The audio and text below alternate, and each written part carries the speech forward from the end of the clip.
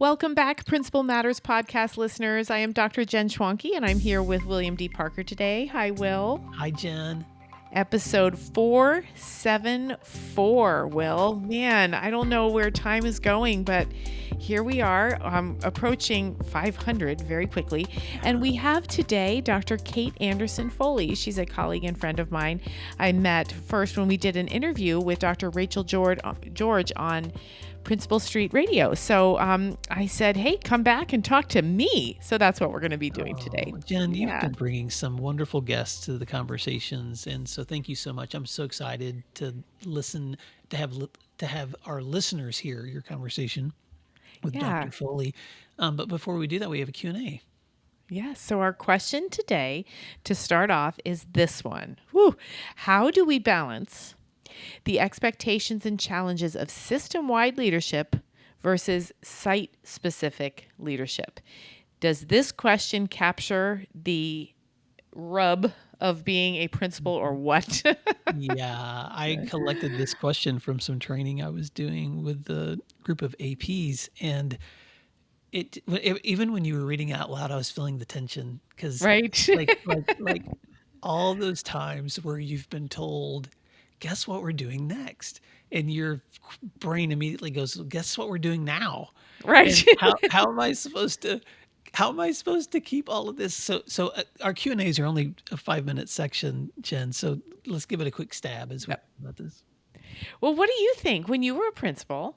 Yeah. How did you, I mean, I know the strategies I used, but what did you do? How did you kind of reconcile those Well, two? I'll give you worst case scenario, best case scenario. Worst case scenario is you're mandated the things you're going to be doing. And then you sit down with your team and figure out, well, what are we really going to do? And then what are we giving lip service to? The best case scenario is what happened over time is I had the privilege of working with district leaders who cared more deeply than just issuing directives. We began over time to ask the question in advance: how are the initiatives that we're getting ready to mandate across the district in line with the things you're already doing within your buildings? And one of the ways that I was able to do that as a leader was we were asked every year to set some specific learning goals for our own leadership.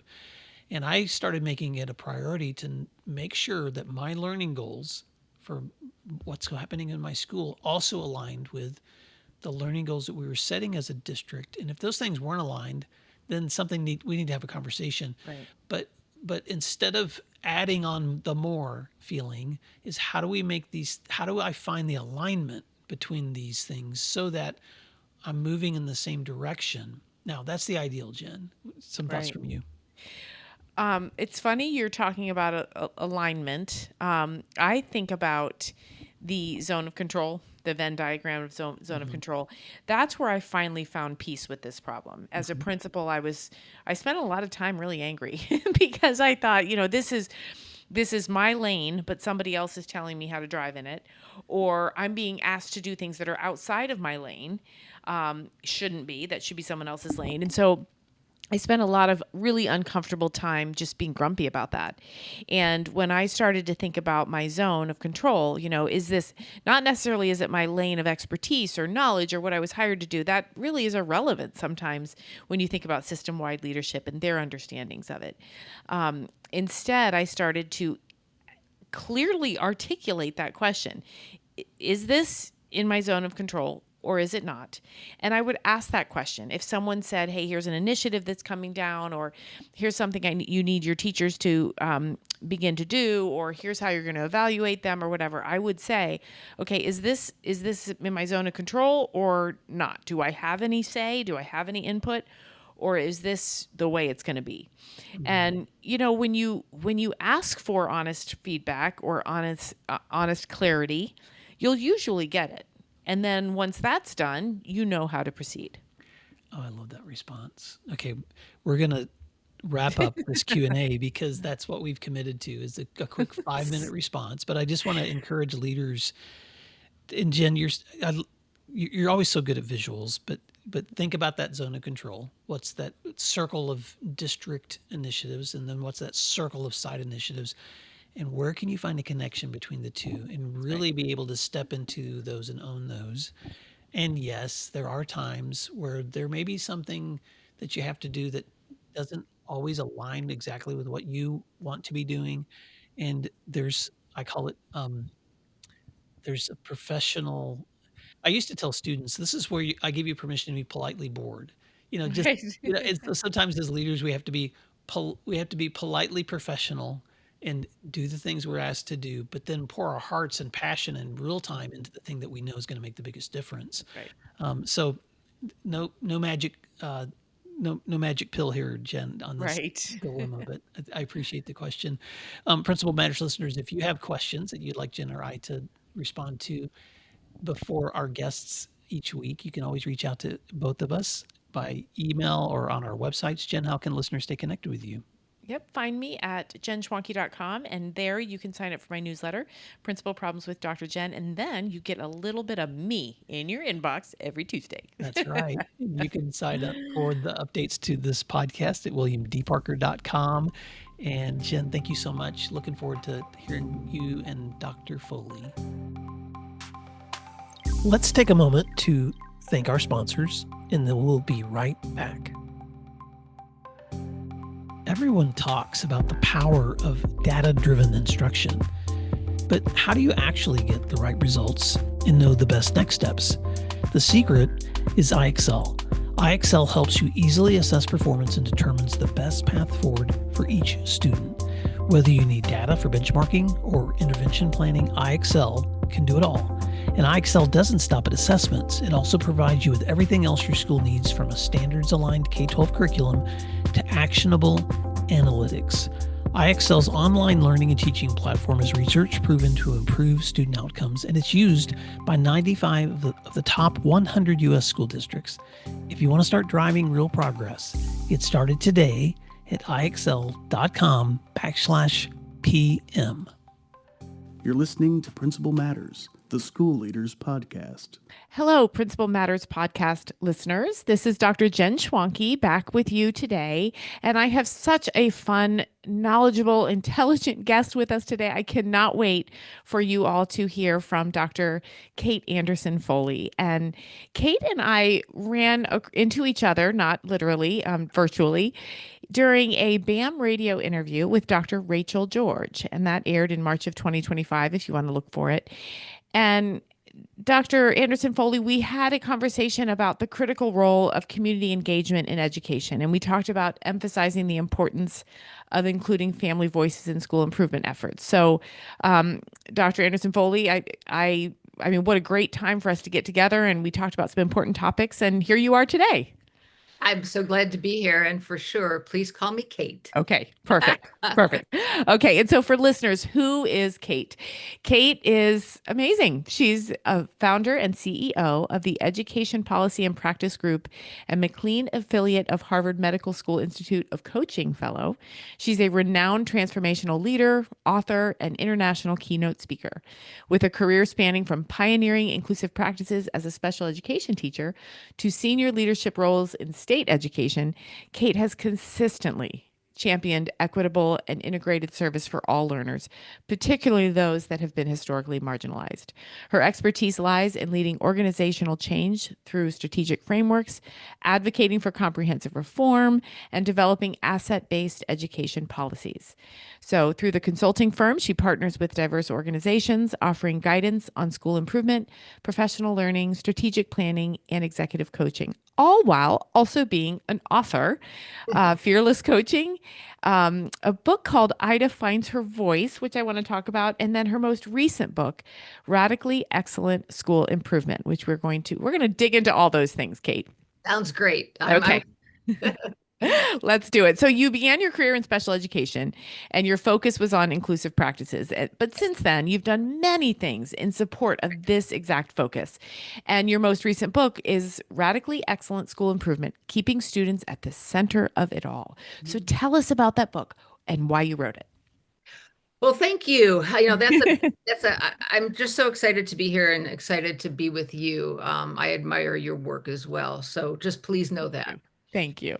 I wrote this book. It's a culmination of my career and what I advocated for, what I was able to transform, was able to do both in practice, but in the written policy, both at the, district and state level. Did some work at the federal level a while back during the Obama administration. So the book is taking the audience through, and it's centered on district and site-based leadership. So I have great admiration for principals because they do so much, and they're the conduits between it all. And so I wrote the book from, okay, so what is the strategic planning from process, not from formula, but from the ground up.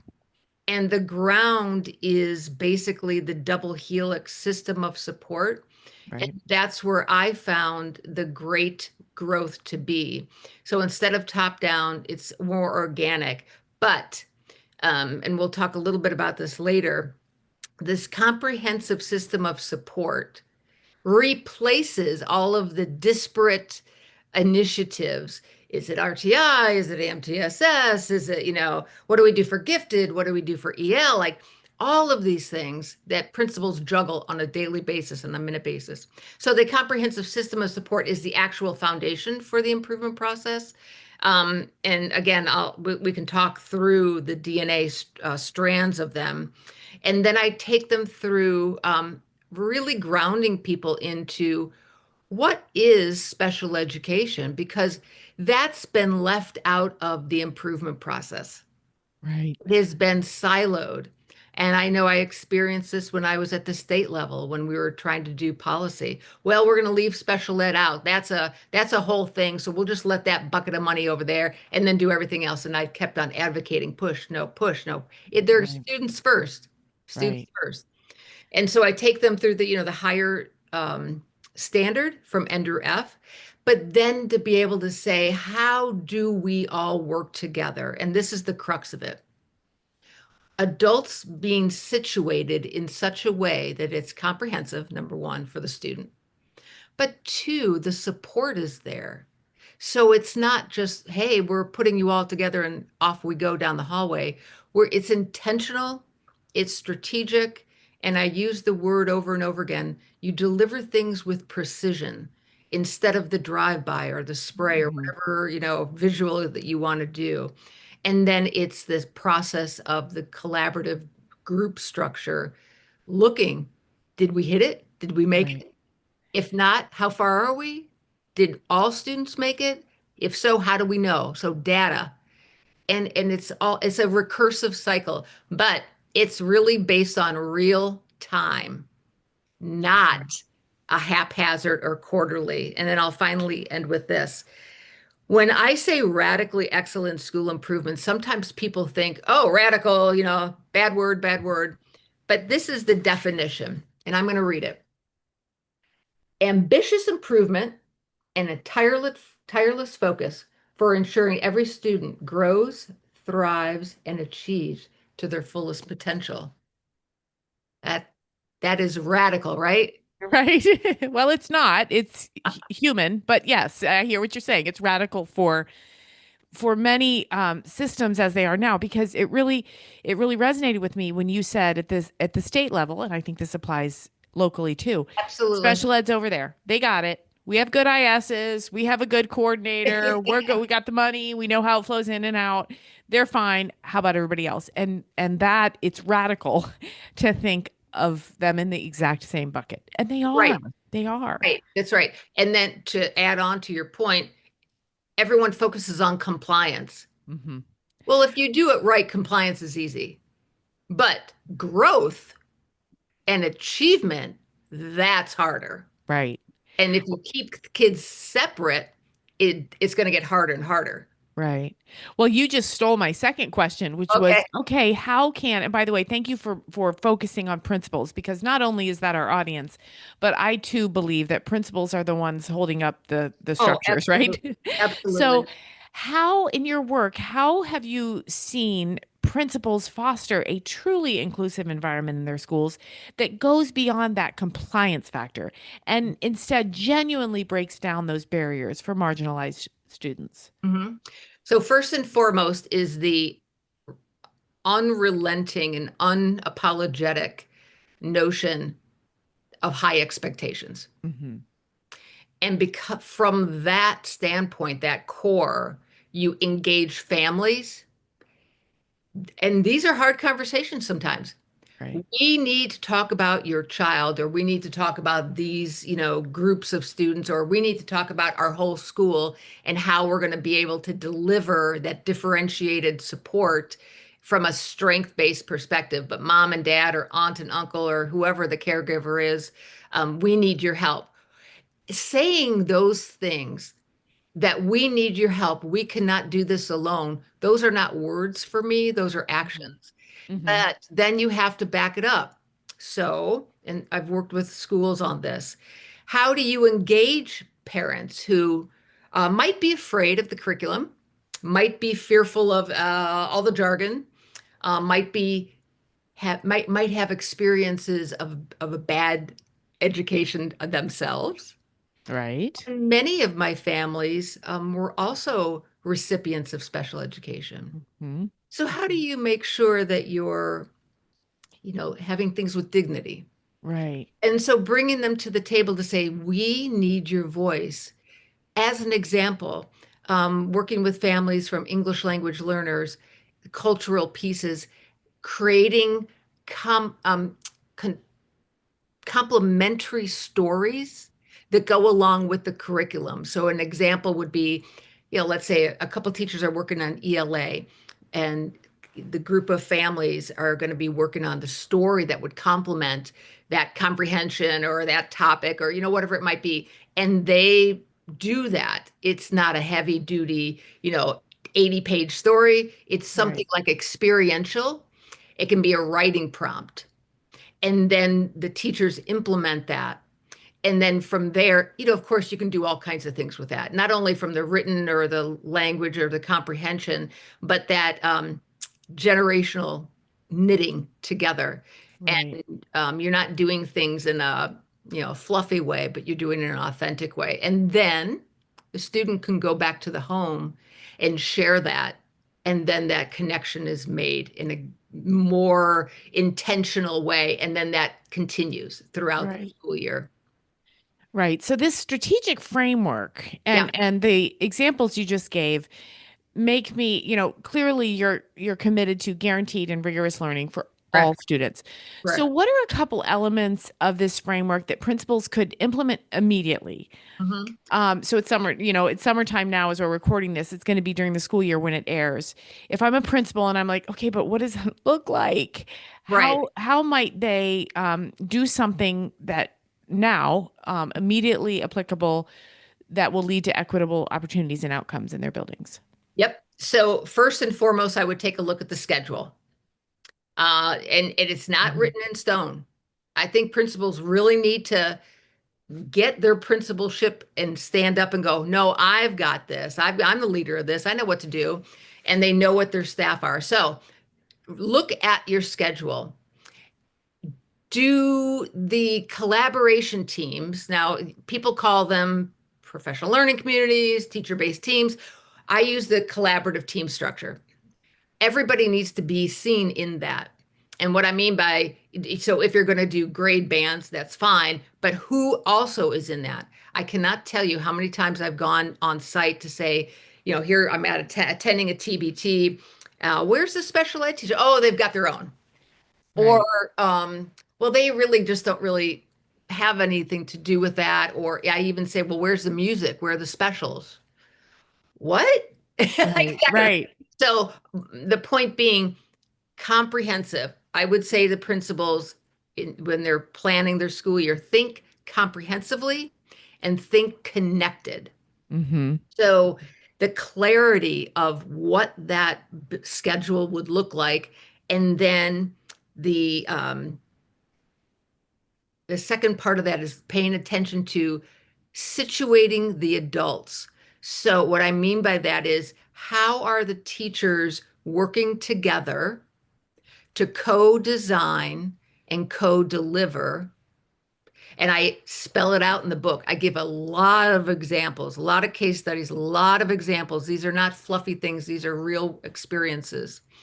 of how, for example, the easiest one is how a teacher, general ed teacher, special ed teacher, and a speech language pathologist might be able to look at a unit, pull it apart, the speech path be able to say, well, I've got 5 kids in your classroom and we're working on executive functioning or working on receptive language or working on expressive, whatever it might be.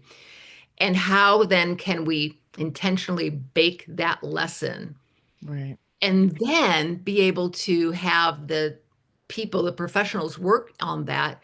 And then everyone's working not only on the IEP, but they're working on the actual meet and the standard. Right. So that clarity and that design. So, and then I'd say this, and this is going to be the hardest part. Principals need to have shared accountability that we're all in, but instead of saying this is an RTI kid, this is a this kid, this is a this kid, identify the intervention and not the student. Mm-hmm. Mm-hmm. Identify the intervention, put it into place inside the classroom, and keep data on it, and quit identifying students as RTI. Because what's Right. happened is post pandemic, an exponential number of students have been identified as special education. Right. Right. And, as you to say, let's not identify the student, let's identify the intervention, or even the problem, I think is helpful because then you can apply it. You've learned something every time, right? Right. And so when the kid ages out or moves on, you still have that toolkit of Correct. strategies that you put into place. Correct. So I was going to ask you, what are some common pitfalls that principals encounter when trying to implement this change? And I heard you already say two. One was you leave important voices out of the conversation. Right. That's one. And then the second is you solve a problem for a kid rather than provide systematic, Right. um, strategies, options, whatever, for the future. What are some other common pitfalls that principals might encounter when they're navigating these challenges? Yeah. So managing versus leading. And by Mm-hmm. that, I mean, again, because principals do it all, right? And, Mm-hmm. back in the day when, I was going through school, we learned the principles of, manager versus leader. Right. That's long gone. Right. And you have to be able to recognize, like, that's the metacognitive piece, to be able to step back and see yourself. I'm a Right. principal. I'm seeing myself in that principal role. Yes, I might have to manage certain aspects, but then I quickly pivot. And my mind should always be on being a leader and then also coaching the Mm-hmm. teachers. And so I work with principals on how to be a better coach to their teachers. So not only is it within the improvement process and the, equitable opportunities, but it's all focused on what is it that our school is working on. Right. Right. Improvement, right? Let's say, it's ELA and math or, office referrals, whatever those top 3 are. Well, everybody needs to know what they are. Everyone needs to know what their role is.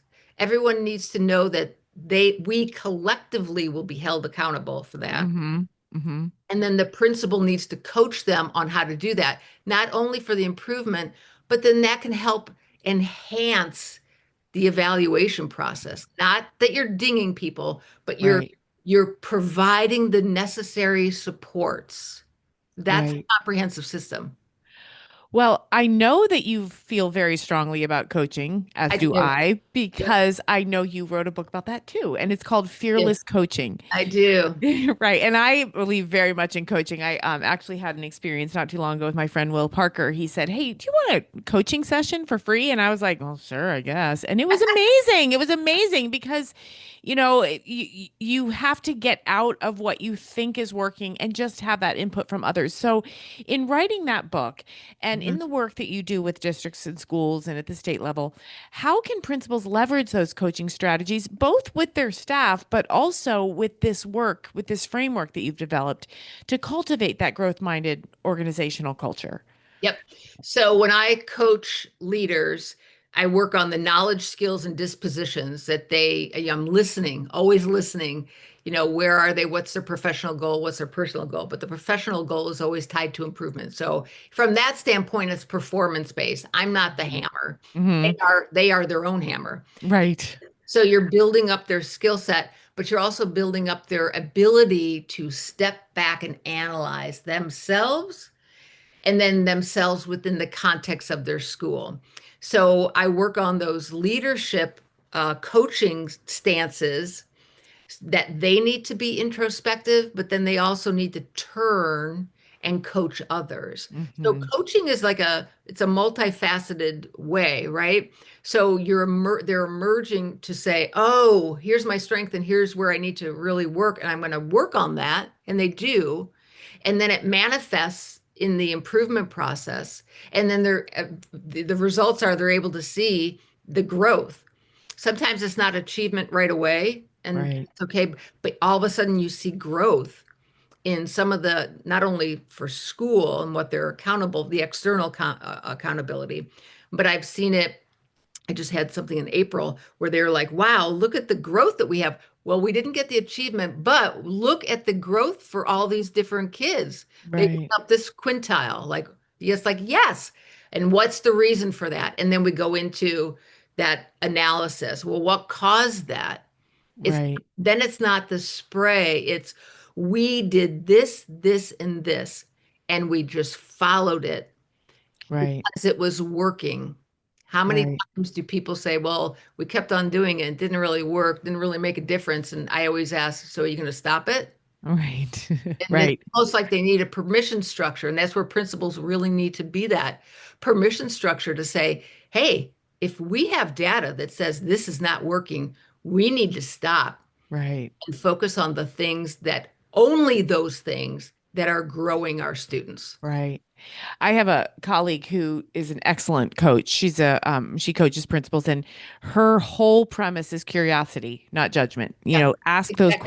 Ask questions. And that's what I heard too in your answer is let's ask questions. Let's not think about the growth and achievement that will come, but if we ask about why are we doing this? What's the impact? Right, How, where do we want this to go? right. That certainly can make people think, huh, and that's coaching. It sounds like just conversation, but it's coaching. Coaching, Yeah. exactly. And one of my favorites is, well, how do you know it's working? So Right. that evidence of impact, how do you know? And it's from your standpoint, I'm glad you said this, Jen. It's really from curiosity, because sometimes when people say, well, how do you know? They're like, oh, I'm defensive now. It's like, Right. no, no, no. Really curious. How, Right. if you know something's working, we should be scaling it up. Yes. Yes, Right? exactly. How do you know? And I How do I you know? remember as a teacher getting defensive about that question Right. because I'd be like, "Well, I just know. I just do. It's my instinct." No, let's dig into that. How do you know? I believe that you're right, but I Yeah, just want to know how you know. Right. exactly. Exactly. So you also have a deep commitment to social justice and education. You wrote or co-wrote a fun book called Ada Finds Her Voice. It's a children's book, and I Right. kind of had this is deeper in your bio. So tell us about writing a children's book.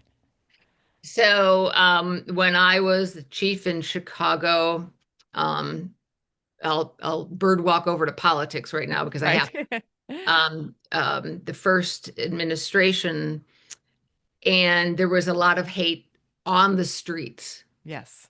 and including violence, windows being smashed. There's a lot of things going on, and as a you're holding up an entire city and an entire district, and you're looking around going, what will the children think? Oh Right. my gosh, these children are going to be like, oh, I got to do something. And so I started with Ida. Ida B. Wells is one of my heroes in life and what she accomplished, and I encourage people to do a little deep dive on her. And so what I did was take various scenarios that kids are encountering every single day, Mm-hmm. whether parents want to see it for what it is. That's okay. I'm not here to judge, but what I am, Right. I believe strongly that we need to take care of our children, Mm-hmm. and we need to have that collective let's have a conversation. Maybe you don't agree, but we should be able to live together. Right. And so I take them through the various scenarios and experiences that she has. And what I use is a mnemonic device, being the little owl, called Smalls. Mm. And again, that is a historical figure that you can find out in the back of the book and then do a little research. And at the end of this story, Ida does find her voice to be able to stand up and speak out for what she believes. And what she discovered was that there are many, many other people that also want to speak out and stand up. And so she's Mhm. not alone. And Right. that community is something that's really important for a child to know that they're not alone. But also, I wrote it for parents because they need to understand that it's okay to have hard conversations, Mhm. but don't shy away from the conversation. Right. Right. As you were talking about the book, I was thinking about how important it is for children to hear that, but also adults. And, to some extent, you as well, you probably thought, well, wait, I want to talk about this whole Exactly. child social justice thing. And then when you did, you probably realized you weren't alone. You weren't going to be the Right. only one saying, hey, Right. yeah. Right. But at the same time, I have experienced my book being banned Uh, in a state and some other things. So it happens, but it's like, well, right. that's the price that people pay. Mhm. People, like you and me, like, so I always Right. say, the saying is writers write because they have something to say. Right. It's something very clear to say, not only for children, but to help parents navigate this really hard time. Right, exactly. It is a hard time, and that, I think many principals grapple with that. How can Yeah. we actively address these systematic inequities Yeah. within my school, within my policies and Right. practices? So, have you seen this done well? How can principals help Ida find her voice, so to speak? Uh, for me and from my practice, but also what I have seen is that they have that all hands approach, Mhm, like mhm, that shared accountability. And so working with not only families, teachers, counselors, those related service providers can be of tremendous help. mhm, mhm, And that kind of goes along with some of the restorative justice practices that I believe strongly in, to have those circles of communication, even to have the morning meetings. A morning meeting, it doesn't have to be a politically charged topic, but it needs to be able to provide the structure for kids to just talk right, and without judgment. Like that would be a rule, right? Like we're not going to judge our classmates. Everyone has equal voice. right, And even if, let's say, a student didn't want to say things out loud, there's a way to write it down and just share that. So right, it can be flexible within that. That's how a principal creates the culture and the climate for inclusiveness, right, not ideology, but just, hey, are we all in this together? So I always translate the word equitable. What does equitable mean? It means fair. right, right, Equal right, is not equal is something different. But if the system is fair, then it's nimble, it's adaptive, right, right? And every year there's a different group of kids coming into play. right. It's funny when you said that about the students. 1,000 years ago, when I was going to teach for the very first day, I panicked the night before, and I said to my dad, I said, "What do I do? I'm going to walk in. There's going to be 100 middle schoolers are going to be looking at me," and he said, "Let them talk." Exactly. It was the best advice. It was 28 years ago or something, but we all want to be able to talk and tell our stories and hear other people's stories and connect. And you also use the word nimble. Your bio kind of highlights the importance of Right. creating nimble and responsive systems that support Correct. that whole child. Correct. So at the school level, how can principals build such systems amidst competing priorities? And the reason I ask it is I'm a principal, I'm on my commute, I'm listening to Kate, and I think, yeah, but when? How can those systems be built in the midst of all the other things that they have to do? By staying focused on what is important. And that's why students are at the center of it all. Right. And you have the frame of, like this double helix Right. comprehensive system. That's your signal. The noise is the noise, but the Right. signal is clarity. And so all the good instruction, all the supports and all the extensions are done in adaptive way. So that means it's nimble. Responsive means it's real time. We're not waiting Hmm. for the autopsy. We're doing it right now, and Right. we're doing it together. Um, and then with the design features themselves, we already know then staff are comprehensively situated. So from Right. that standpoint, through that collaboration team structure, the principal would be able to not only understand it because they're, getting the notes or whatever, but be able to be a part of it. A real important part of being a principal or any leader is to watch, Hmm. listen. And when I coach principals, it's like you need to listen for the evidence. If teachers or related service, I'm just going to use the word educators. If educators have it and you listen and you understand, they are going to the deeper level, then through coaching questions, have them go deeper. But if you see or if you hear that they don't have it yet or there's a misunderstanding, that is your responsibility to immediately correct that Right. and then Right. support. So that's not noise, that's the signal. Right. It's keeping kids at the center. Yeah. And then that articulating and then showing up for what shared accountability looks like. So Right. I describe it as interdependencies. So the Right. school improvement process is interdependent and the practices that go with that. Right. So interdependent across departments, interdependent across the district, business services, Board of Ed, materials, people, and resources all need to be focused on students Right. other than, well, what does that school need for paper towels or this and that or what it's like. That's ancillary to me. That's the noise. That's Right. messaging. But when you Right. look at the leadership things of what do my adults need in order to pivot and provide the best and most robust, nimble education, Right. and then So, work that along the way. right. So as you're talking, I just keep thinking about your roots as a special education teacher. Right. And I think I hear that very much in everything that you're saying. I also know that you teach special education law I to do. aspiring principal through the lens of that equity and the higher standard and the higher expectations that you've talked about multiple times.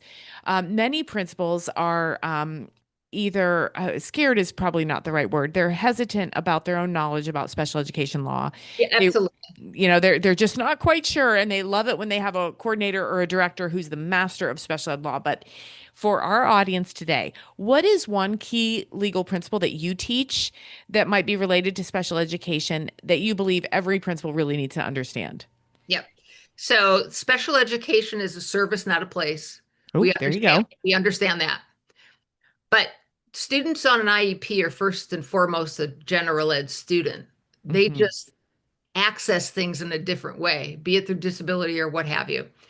But the higher standard, and this is what I focus in. So I take the students through two things. I take them through my equity audit. So the 5 conditions for a holistic system that you can find that in this radically excellent school improvement book. But that you look at special ed expansively and through a strength-based lens. And the higher standard is you have to have an ambitious IEP. Hmm. Do not hand off your power to a director, coordinator, special ed lead teacher. Do not do that. If you are not knowledgeable about special ed, get knowledgeable. I'm writing this down. Yep. Do not hand off your power. Do not Someone else. hand Yeah. off your power, but understand that the child's potential for growth must be baked into not only that grade level content, but within the IEP itself. Hmm. So that's why I said in the very beginning, oftentimes people are like compliance, compliance. Compliance is easy if you get the right formula, right? Right. But the growth and the achievement, that's a lot harder to attain. Um, the the idea that there's a variety of data to be used. So that's why if the more comprehensive your system is, you're able to then look through, MAP or, IXL or whatever it might be, whatever your system is. If it's working for all of the students, students with IEPs or 504s or whatever are also going to be shown up in that data. So when you're at an IEP meeting, you're going to be able to make better grade level discussions and decisions rather than, well, Kate's a nice girl. Yeah. Right, right. Oh, I've been in that meeting before Yeah, 100 times. Yeah. nice and We quiet. really like her. She's such Yeah. a Yeah. sweetheart. But you Right. know what? She can't read. Right. Okay. Yeah. So Right. it grounds it to she can't read. There's urgency, right? Right. What are we going to do? That's right. And that the IEP is aligned to the academic standards for sure. And that here's one of the main ones, that goals are reasonably calculated. And I use Mhm. this and I link in Hattie's work. The legal piece is a student on IEP has to show 1 year's worth of growth in 1 year's amount of time. That's the IEP. Right. You can't just nibble and say, well, let's put the same goal in for next year. And let's, instead of doing 80% like mastery, let's do so and so. Well, what's the baseline first and foremost, right? And then look to say, how will we make 1 year's worth of growth? Right. What actions are we, the adults, going to do to help that student through explicit instruction, through transference of skill, through, some behavior whatever the student needs, right? But oftentimes principals will say, and this is where don't give up your power. Well, the IEPs, it's May, we're getting them all done, all good to Right. go. But look at the IEP. How Yeah. many of us have seen IEPs with the exact same goal, Yep. with just one extra piece added? Like Right. instead of 60%, now it's 65%. Right. Right. Oh, Or like you said, copied and pasted from the year before with just a tweak or two, and they forget to change the right pronoun or the date that's or correct. something. It's like, oh That's- no. we've all seen it and we've all experienced it. And Yep. instead of seeing that as a paper issue, that is a human It's a human issue. Right. human Right. issue. That's a live child that's not getting what they need. And I'll finally say this. It is incumbent upon us. Students graduate with a regular diploma Mm-hmm. and not a certificate of attendance Right. to the Right. maximum extent possible, because Right. that's the thing that makes it you're going to have a better life. That's right. It is. It's critical. So I'm frustrated at the universe right now because we're running out of time and I feel like we could talk all day. So I'm going to give you the hardest question yet. Uh-oh. But I think I know what you're going to say. What is one piece of advice you would offer principals who are striving to create that equitable and high achieving school, but they're also navigating all the complex political, social, emotional, parental landscapes? What piece of advice would you offer principals? Don't do it alone. Oh, good. Just Yes, don't. good. Just don't. Maybe you have a colleague that, like you talk offline to go, yeah, we're kind of in line, but the district Right. is kind of pushing back. Well, there's power in the two of you, or power in Yeah, the three of you. So make your alliances. that's great. And I that's think not underhanded. That's just, hey, we're aligned. That's what an right, alliance is. We are right, aligned on here's the important things. right, And then I would say, utilize people like me, like you, right, utilize us. right, For me, I have said over and over again, and I will encourage your leaders in the audience to contact me. I am not here to be a consultant for 10 years. right, I want to right, work with you so you have everything you need, and then I exit. right.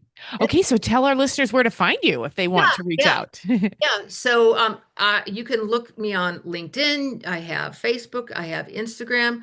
But I also, if you go to my website at edpolicyconsulting.com, there's a sheet that you can submit for me to contact you. You can sign up for my emails. I'm sorry, my newsletters. And then my email is Kate at edpolicyconsulting.com. And then my telephone number I have so people can contact me, 440-554-1789. Call me, text me, say, hey, I just finished listening to Dr. John's podcast, Yeah. and I'm there for you. So that is my goal, is to help support the people who have the most important jobs. Yeah. Yeah, I agree. I think they have the most important jobs. So thank you, Dr. Kate. This has been so fun. I knew when we had our interview with Rachel George that you and I were a little kindred spirits here. And so I wanted to put you on the podcast. And also, listeners, as many of you know, my last book, or my fifth book, I think it's my last, was released in August, and Kate provided a lovely endorsement. So I thank you for that as well. And please look in the show notes, listeners.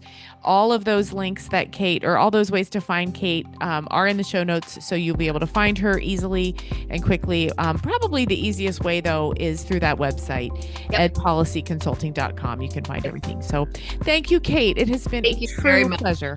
I appreciate it. Thank you so much. Thank you. Thank you for listening to today's episode of Principal Matters, the School Leaders Podcast. If you enjoyed the show, would you take a moment and like, share, subscribe, or leave us a review? In fact, if you share it out with a friend, even more people can become a part of these conversations. Sign up for our newsletter at williamdparker.com for even more free resources. And don't forget to check out our website to learn more about our books, professional development offerings, Grow Academies, masterminds, executive coaching, and keynote presentations. Wow, let's keep learning together. And thank you for doing what matters. Principal Matters.